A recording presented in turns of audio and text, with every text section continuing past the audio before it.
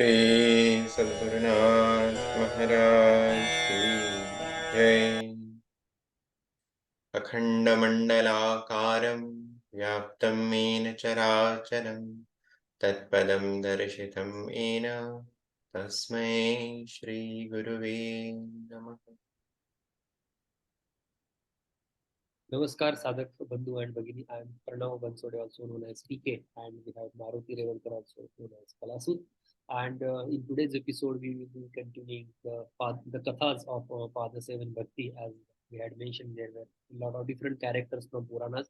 We have started discussing about Mahalakshmi, her Pada Seven Bhakti with Lord Vishnu, and Maruti had covered the Samudra Manthana with Asuras and Asuras, the Meru Parvat and the Vasuki, how it's connected, how it started with how Mahalakshmi's Father Seven Bhakti is associated with that. So Maruti will cover that in today's episode.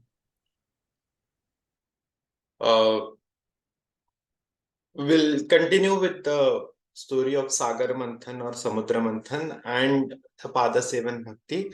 Couple of pointers before we start. One is Pada Sevan. The meaning of the word is Pada means the lotus feet of the god, and the Seva, serving the lotus feet of the god, is called Pada Sevan Bhakti.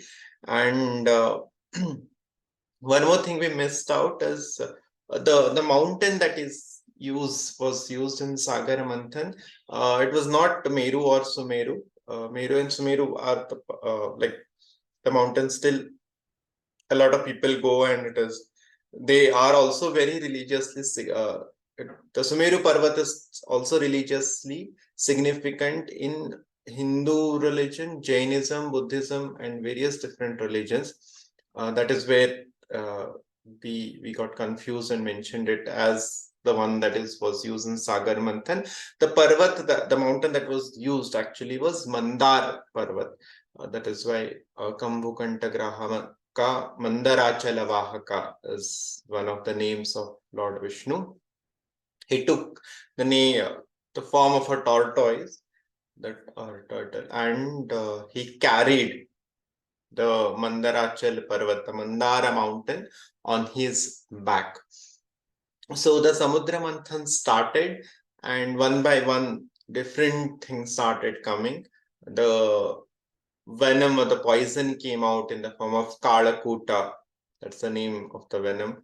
Amruta or Sudha came up. The Dhanvantari, who is the god of Ayurveda, he came. The Sura came. The different types of weapons like I think the Sharang or the bow and arrow came up. The Airavata, different types of Manikyas came out, the Apsaras came out, a lot of things happened. When the poison came out, of course, we know the story of Nilakantha. Lord Shiva drank it to save the world. When the Amrita came up, the Suras and Asuras fought for it, and all of that. And then the story of Mohini Avatar also comes up. So we'll take that story of Mohini Avatar as a separate story in Abhang Katha. And among them,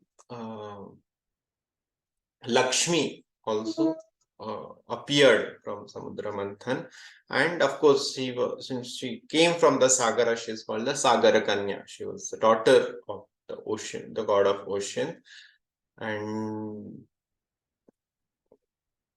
that is where then as a daughter, then he had to get her married to a groom, a well-settled person, just like a normal father worries about his daughter's wedding or marriage. The Samudra Devata also was, and then the alliance of Lord Vishnu was brought in. Of course, all the gods were involved and everything, and Lakshmi and Lord Vishnu got married.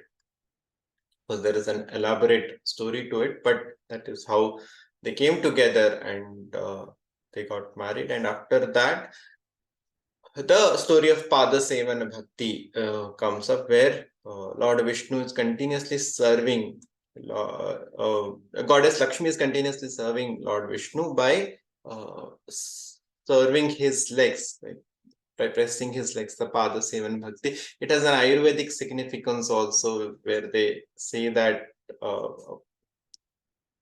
a bowl made of a particular metal or a compound of metals, an alloy, it is, we are advised to rub it against our foot, like the lower part of our feet, and that increases the lifespan of that person, and it gets you rid of a lot of diseases. So they say that Lakshmi is doing that to Lord Vishnu, and that is why his health happily and healthily living for so many years. So the Padasevan Bhakti is, of course, she is the wife, and only it is her who can do the Padasevan Bhakti. Now, the moral of the story, when we are speaking of Padasevan Bhakti, how is it relevant to us when we think about it? So Lord Vishnu is sleeping on the serpent, which is Vasuki, and he is always in his yoga nidra, and she is continuing to do the seva. So, and even after Swami Eknath Maharaj was one of the saint poets of the medieval period, when the social reform movements were going on in India from Maharashtra. So he has spoken about Navavidha Bhakti, and uh, he says a beautiful thing there. When Lakshmi, even after achieving, so through the Padasevana Bhakti, she attains enlightenment, and even after doing that, like what is the definition of spiritual enlightenment, or the objective of doing bhakti is obtaining the God, like भगवान के दर्शन पाना या फिर भगवान को ही पा लेना, ये भक्ति का सिद्धांत है. Now she has already married the God himself, so he is always with her, but still she's continuing to serve him. She's not forgetting that this bhakti is what got me the Lord. So she's that quality of a devotee to continuously serve his God even after achieving the enlightenment or upliftment is very important here in Padasevan Bhakti. That is what is highlighted. And coming to practicing Padasevan Bhakti in today's life, so Lakshmi is the goddess of wealth. The money, the prosperity is signified by Lakshmi, and she is serving the Janardhana. And there's a popular saying, a phrase in the Indian culture, we say Janata is the Janardhana. The people around us, of course, all the people, in that also the people who are downtrodden and who need help, they are the Janardhana. There is a wonderful saying by Abhanga by Sant Tukaram, जे का रंदले गांदले त्यासी म्हणे जो आपले, तोची साधू ओळखावा देव तेथेची जाणावा. So the Ranzale Ganzale, the downtrodden people are mostly signified the Janardhana, and Lakshmi is serving them, meaning the wealth that we have. Of course, we have to earn money, achieve progress, be successful in life, accumulate, of course, wealth for whatever we need, because after a certain age, you also cannot work and get more money. So we have to do our savings and all that stuff. But even after that, what remains? 1/10 of our savings or earnings is something that we have to donate to the people who need the help. So वो जनता और जनार्दन की सेवा में लक्ष्मी को लगाना, ये पाद seven भक्ति है. Putting our wealth to use to help the downtrodden people who really need help in the society, is the Padasevan Bhakti that we can practice, and that is the social relevance of the entire story that we told in 2 parts. It's a wonderful story, of course, a lot of multiple characters, and mythological stories are always interesting in many ways, actually. The way it is written itself is so interesting. So the story is, of course, so beautiful to listen, but the practice, the moral of the story and its practice in daily life is also very, very prominent and significant in today's life. So with this moral, let's end this part for today. If you're watching on YouTube, please like, share, subscribe, and comment in the comment section what stories you want us to narrate in the upcoming parts. If you're doing watching on Facebook, also put those comments in the comment section, and we will see you again in the next week with a new story. Until then, namaskar.